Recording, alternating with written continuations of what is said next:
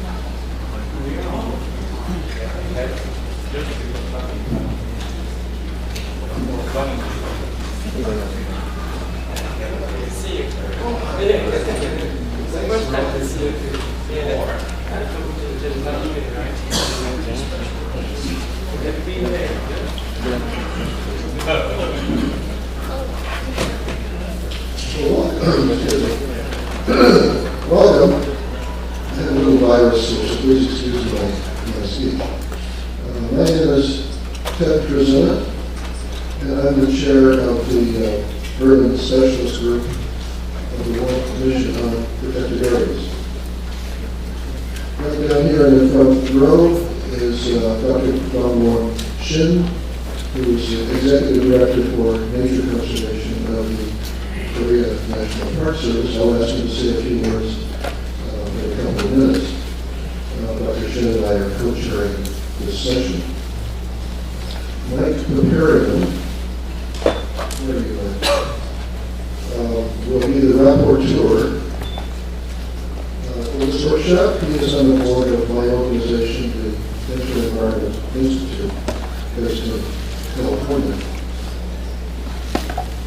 In these 2 hours, we will move quickly from the general and global to the more specific and finally to a couple of very specific examples from Korea.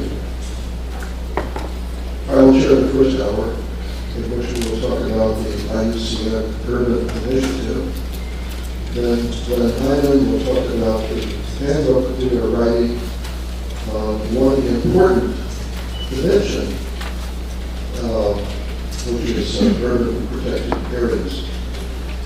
We will then have comments from several people and open up the floor for discussion. And at around 8 o'clock or so, I will turn things over to Dr. Shin. But let me ask him, at this point, if you'd like to say a few words, would you like to come up, Tom?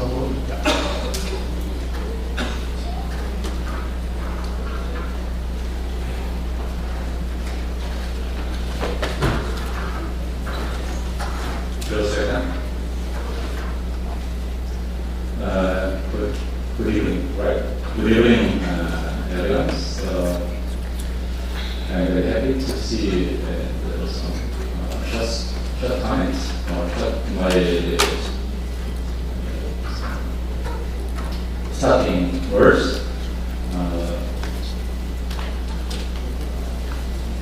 One of the very interesting things I found in the original IUCN is that there is a urban groups in the IUCN organization. It was one of the big finding for me because I think that IUCN usually concerned about conservation issue and the biological issue, in some cases ecological issue. So I never thought of IUCN also thinking about urban issue. But when I find the IUCN urban group and so I'm thinking that is there anything for Korean National Park Service, the cooperation with especially share that. So I think that with some memorandum of understanding between Korean National Park Service and CAG groups of IUCN. But one of the not saying this, but one of the also things is that today a lot of Koreans very interested in the IUCN urban groups, but they have told me that for the last 30 years, so IUCN have a meeting on urbanized issue. So total audiences is less than 20%. So today is record-breaking audiences. So thank you very much. And most audiences from Korea from Asian Park Service. So yesterday we hosted the Asian Park CEO Forum. It's a very successful meeting and a lot of discussions and very little consensus. But one of the very interesting discussions we are having yesterday is that many CEOs concerned about a kind of buffer between national parks and then urbanized communities. So national parks, urban society, but there is a lot of zone, buffer zones, but there are no control, no guideline, but the visitors or people of the community, in their mind, no boundary. This is national park, this is urban society. So definitely, one of the greatest functions the IUCN urban group has to do is that how can we combine scientifically and practically the national park and then urbanized society. So many audiences from Korea expecting that what kind of good guidelines can be produced in the IUCN urbanized group. So I am very looking forward to hearing a lot of good presentation and good policy about that issue, especially from Korean side, Professor Han and also Professor Ji, very professional background about that issue, and also many my colleagues from Taiwan and also other presenters will provide very good knowledge and presentation today. So I am happy to open this speech. Thank you very much.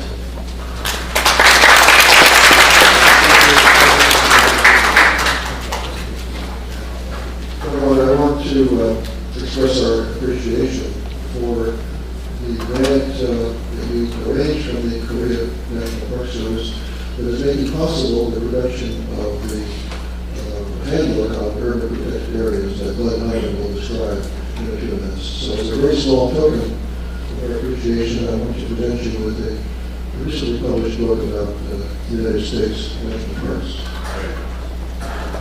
Wonderful.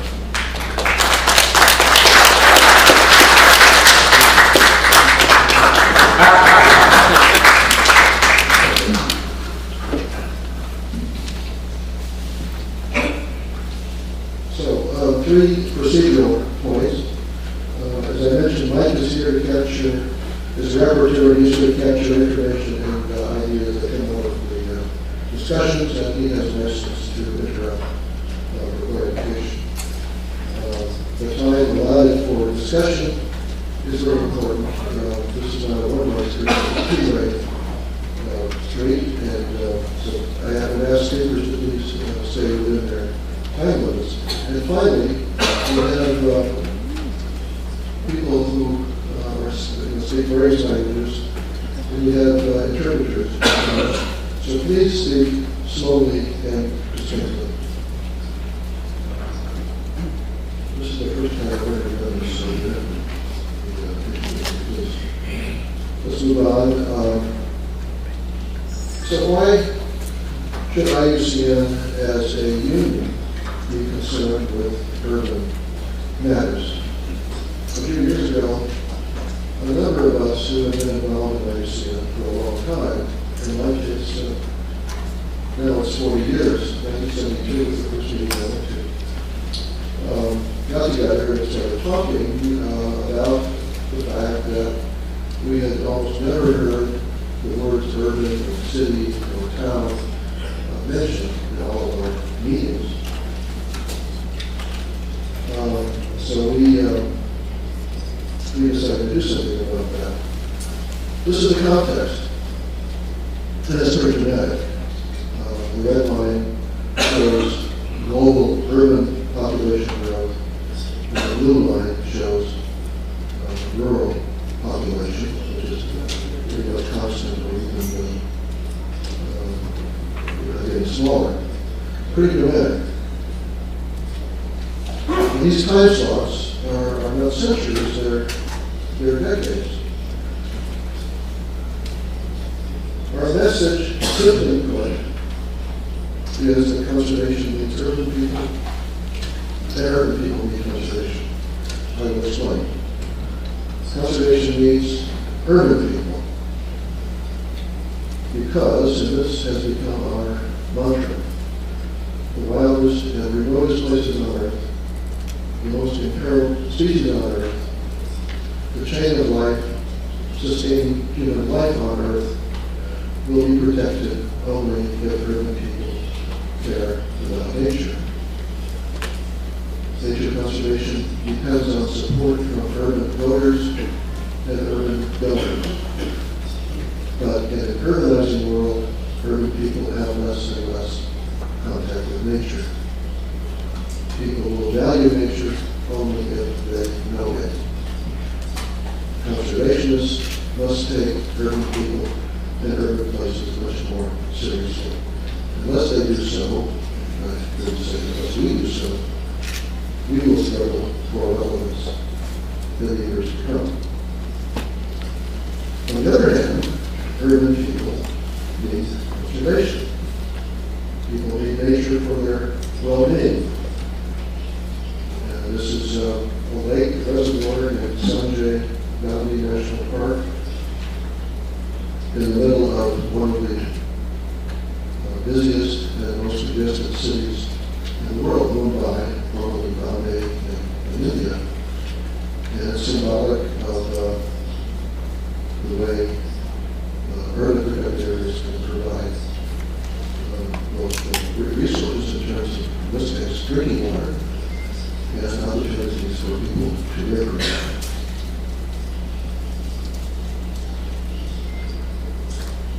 There are natural solutions to the challenges posed by climate change in urban areas. One of the consequences of climate change, of course, is extreme weather events. And in Mumbai, again, where the station was taken, mangroves protect the city from storm surges. Unfortunately, this particular mangrove is being developed.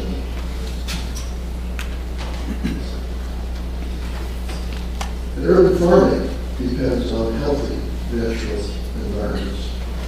In the 1960s, I lived in this place. South of the river here is, the Congo River is Kinshasa, which is the capital of the Democratic Republic of Congo. When I lived there in the 60s, the population was less than 500,000. Now, some people even say maybe 10 million already. And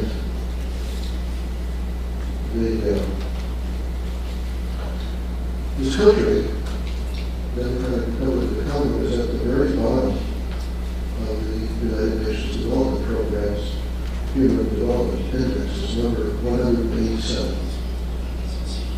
It's been in turmoil for 52 years since independence, and not much food can get to the capital, at least 10 million people from the interior. So the solution is to farm in and just around the city. What about the quality of the water that goes into these farms? What about the quality of the soil and the air? Not good. Urban areas are often rich in biodiversity. Probably the best example of this is Cape Town in South Africa, which has lots of endemic species, including this frog, which is found only on Table Mountain in the center of the picture. Well, fortunately, Table Mountain is in a national park. Urban sprawl is a major threat to biodiversity. San Francisco Bay area, California, like Cape Town, also has a lot of endemic species, including this snake. I walk in these hills in the middle of the picture where the snakes live. They're beautiful. And I never come across them. But their habitat is more and more fragmented because of urban sprawl. Urban protected areas are important components of urban ecological design. And here is an aerial photograph of Hong Kong and its marvelous country and parks. We're going to hear a little bit about this from the former director and assistant Fuki Wong. And we're also going to hear about this theme from a couple of our Korean colleagues.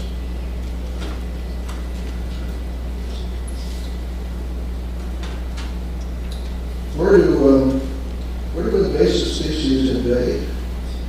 Well, pretty much they invade countries through urban areas, through the seaports, airports, people's gardens.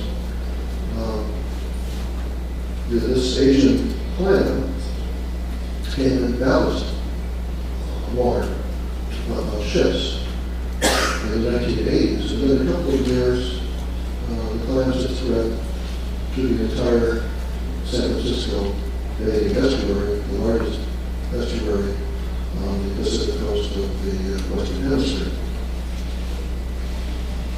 Finally, this is a complex subject. On one hand, concentrating people in urban areas is energy efficient and can alleviate pressure from wild areas and rural areas. But on the other hand, cities can have major negative impacts on surrounding ecosystems. I should explain what our message is not. Because when I talk with my IUCN colleagues, they say I'm working on urban stuff, they say, oh, you need cities that local governments, mayors, and things like that. Or they say, well, you need city parks like Central Park in New York. Or they say, oh, you need urban green like more solar and more recycling and things like that. Well, all those things are important, but this initiative is not mainly about that. We are about mainstream nature conservation. So our IUCN Urban Initiative started in 2002. We used the opportunity of the World Parks Congress held in Durban, South Africa in 2003 to hold a 3-day, pretty intensive workshop on what we call the Urban Imperative. And that book is available online. A number of us have participated in numerous meetings around the world since then. We got a IUCN resolution passed. And we made a number of findings, including that most of us conservationists get involved in conservation because we want to get out of the city, we want to get out there in wild places. And so we have a cultural bias, an organizational or a professional cultural bias toward these remote wild places. And there is some resistance to our getting involved in urban places, and this needs to change. Secondly, on the other side, those who work on the built environment tend to have a bias against the mainstream conservation movement, and so we need to build some bridges with them. We're at a turning point with this initiative. Last year, Michelle Kosovo, president of IUCN, I've known for many years, asked me to give him a memo recommending what IUCN should do. And I submitted that to him in October of last year. It's outlined on the website that I mentioned later. And the council, IUCN Council, acted on it in February. They recognized that this workshop and work leading up to it and to follow would be key in developing an IUCN effort, and they recommended that the new council, which takes office after this World Conservation Congress, set up a task force to work on in detail. This has not been an effort of people at the margins of this organization. It includes people who have led commissions. It includes the former chief scientist of the organization. And the early specialist group has people on it from about 30 countries and international organizations. What can IUCN do? First of all, we need to keep in mind that we have to build on existing activities of the members of IUCN and the commissions and the secretariat, and that we need to take IUCN's general two-track approach to influence policy making and to demonstrate and exchange experience on the ground. We can contribute expertise on linking cities and nature to intergovernmental processes, such as the CBD process. We can build alliances between conservationists and those